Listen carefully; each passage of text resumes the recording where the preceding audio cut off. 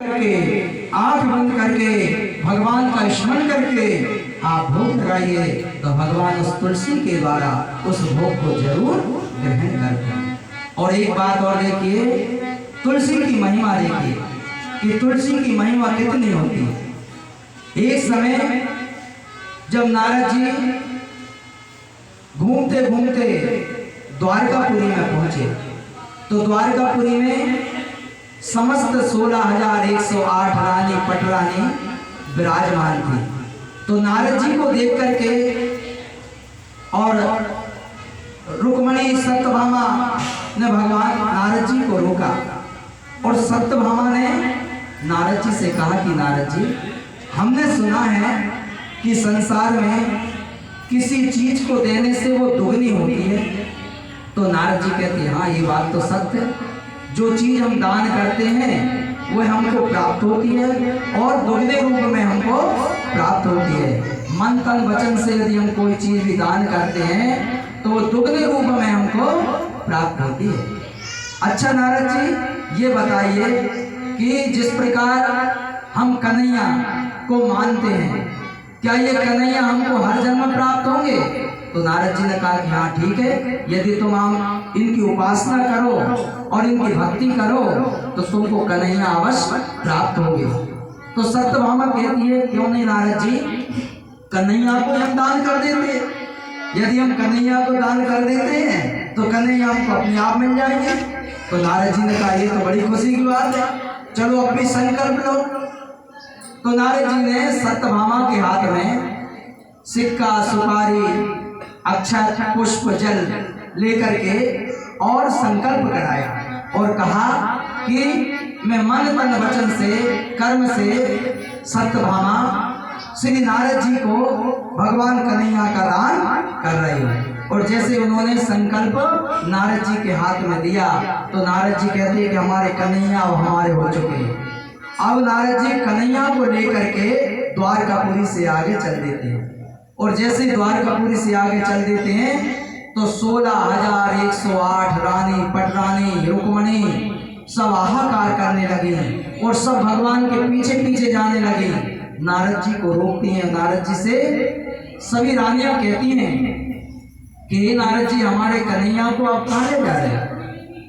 तो नारद जी कहते हैं कि देखो, अभी आपने प्रत्यक्ष रूप से भगवान का संकल्प हमको दिया है और जो चीज ब्राह्मण को दान में दी जाती है वो वापस। तो रुक्मणी कहती है कि नारद जी, उस जन्म की बात तो छोड़ो कि उस जन्म में हमको कन्हैया मिले चाहे नहीं मिले, परंतु तुम तो हमारे सामने इस जन्म में कन्हैया ले जा रहे हैं। अब कन्हैया के जाने के बाद हमारा जीवन तो व्यर्थ हो जाएगा, इसलिए हम कन्हैया के बगैर नहीं रहेंगे। हे नारद जी, हमारे कन्हैया को वापस करें। एक बार को यदि दान कर दे तो दान करने के गए तो रुक्मणी बड़ी दुखी होती है। तो रुक्मणी नारद जी से कहती है कि नारद जी, इसका कोई ना कोई तो उपाय होगा कि हमारे भगवान हमको कैसे प्राप्त हो।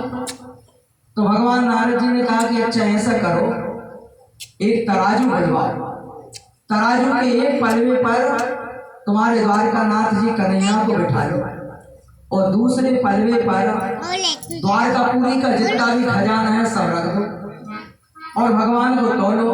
अगर भगवान के बराबर यदि वो धन दौलत जवाहरात यदि हो जाएगी तो उसको धन ले करके और हम कन्हैया तुम्हारे वापस कर लेंगे।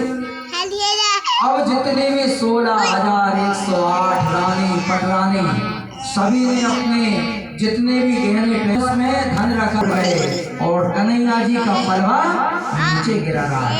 एक इंच भी भगवान का पलवा ऊपर नहीं। भोजन करते समय में उसमें तुलसी डालती हूँ और जैसे तुलसी डालते हूँ मेरे भगवान द्वारकानाथ जब भोजन करते हैं तो तुलसी के कारण भगवान अफल जाते हैं।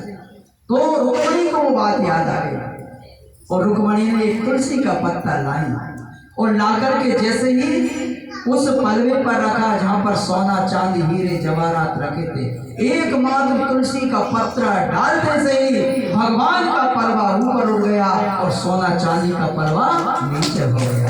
ये तुलसी की महिमा है कि जो भी मनुष्य भक्ति से, श्रद्धा से, भाव से प्रेम के साथ भगवान का तुलसी पत्ते से भोग लगाता है, भगवान जी उसी पर प्रसन्न हो जाते हैं। बोलिए वृंदावन बिहारी लाल की जय, बोलिए गोपाल कृष्ण भगवान की जय। ऐसे हमारे देवादिदेव महादेव भोलेनाथ हैं, ऐसे हमारे भगवान विष्णु हैं, जिनकी हरि कथा अनंता, इनकी कथा भी अनेक प्रकार की है।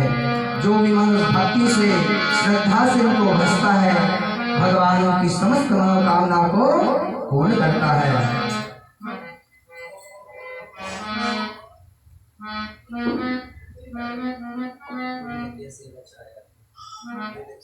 बोलिए शंकर भगवान की जय, वृंदावन बिहारी लाल की जय, राधा कृष्ण